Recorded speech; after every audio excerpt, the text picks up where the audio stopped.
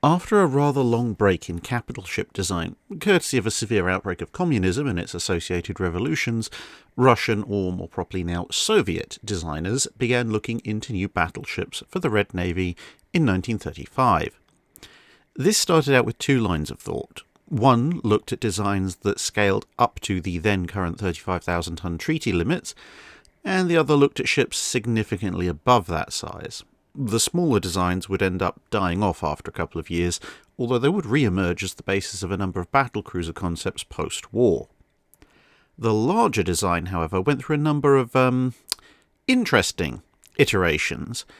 Initially, 6 designs were prepared, all with a number of common characteristics. They had to have 5,000 nautical mile range, use 140,000 shaft horsepower power plants, they had a 15-inch equivalent main belt, 6-inch main armour deck, and a secondary battery of 12 130mm dual-purpose guns and 16 45mm heavy anti-aircraft guns.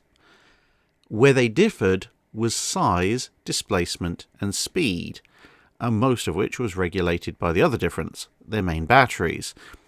All but one of the designs used quad turrets and ranged from a 75,000-ton monster with a dozen 17.7-inch guns down to a mere 43,000-tonner with 8 16-inch guns, with speeds varying between 26 knots on the biggest down to 28.5 knots on the smallest.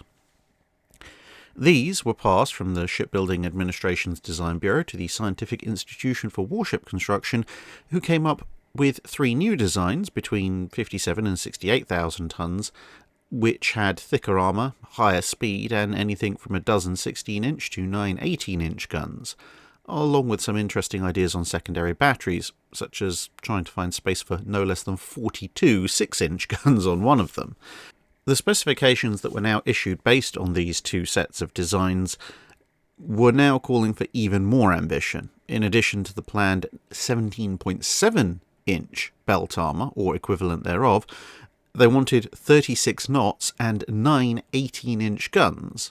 And somehow you were supposed to fit all of this on 55,000 tons, along with no less than 32 130mm dual-purpose AA guns. Somebody also tried to find a way to introduce 19.7-inch guns to the equation, but fortunately someone in the Baltic Works Construction Bureau pointed out what insanity these specs were, and the figures were revised to somewhat saner levels, which was just as well as someone, probably the 19.7-inch guy, had started to theorise about whether or not he could squeeze 20.9-inch guns into the equation.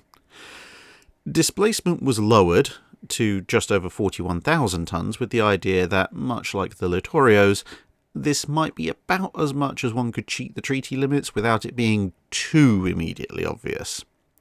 Armament was now 9 16-inch guns, and speed was to be 30 knots, with 15 inches or the equivalent thereof in armour.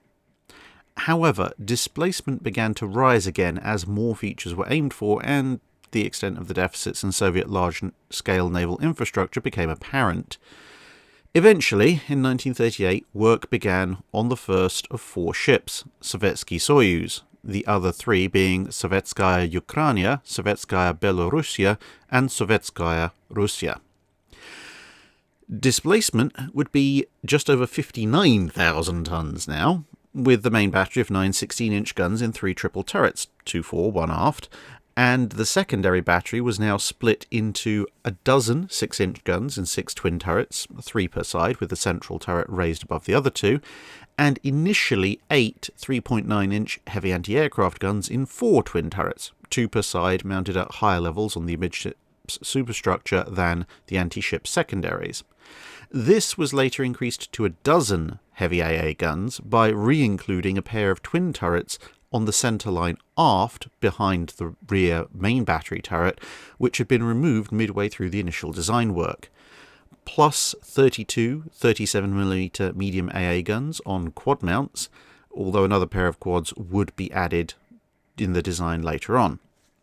The main armour belt varied in absolute thickness between 14 3/4 inches all the way up to just over 16.5 inches, due to the specification calling for the Citadel to be immune to incoming 16-inch shells at a given range, as opposed to simply specifying a single thickness.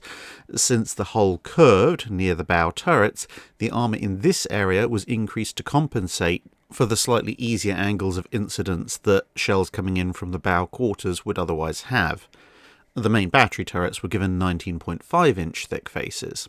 However, it is important to bear in mind that, quality issues aside, Russian foundries at this point simply couldn't make modern battleship armour plate at these thicknesses.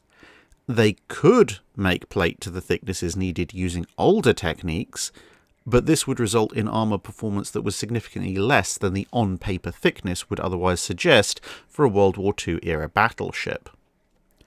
210,000 shaft horsepower drove 3 propellers for a design speed of 27.5 knots, although it was thought that a revised propeller design would give the ships 28 knots top speed, or possibly even 29 if they used forced draft. The shipyards were being expanded to fit, or even built from new, depending on the ship in question, even as initial work started on the ship's keels themselves. But problems kept mounting. Gun factories couldn't make the main battery without some serious upgrades. What heavy industry was left in the USSR couldn't handle all the demands made of it, and components therefore had to be purchased at great expense from overseas. And in October 1940, Sovetskaya Belorussia was cancelled, in part because it was found that 70,000 rivets already used in her construction were of inferior quality steel and would all have to be removed and replaced if work was to continue. This allowed efforts to be concentrated on the other 3 ships, although another frustration came when the Pugliese system, adopted courtesy of work commissioned from Italy, was shown in testing to not work as well as the more conventional multi-layered system, but it was too late to make the major changes in design that would be needed to swap the 2 systems over. Then Germany invaded, and all 3 ships had all work stopped.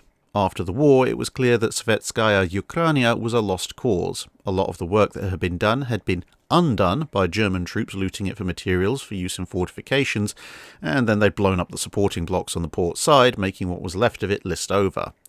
Sovetskaya Russia was less than 1% complete, and was less a ship than an interesting array of plates and beams laid out on a slipway. But Sovetsky Soyuz was, even with war looting, just under 20% complete and had received only minor damage. But the cost of making all the alterations needed in light of wartime experience was prohibitive, and in any case would result in a one-off ship which would have all the maintenance and upkeep snarls associated with that. Since Stalin's latest idea was for a clean slate design battleship, the incomplete hull was broken up starting in 1948. That's it for this video. Thanks for watching. If you have a comment or suggestion for a ship to review, let us know in the comments below. Don't forget to comment on the pinned post for dry dock questions.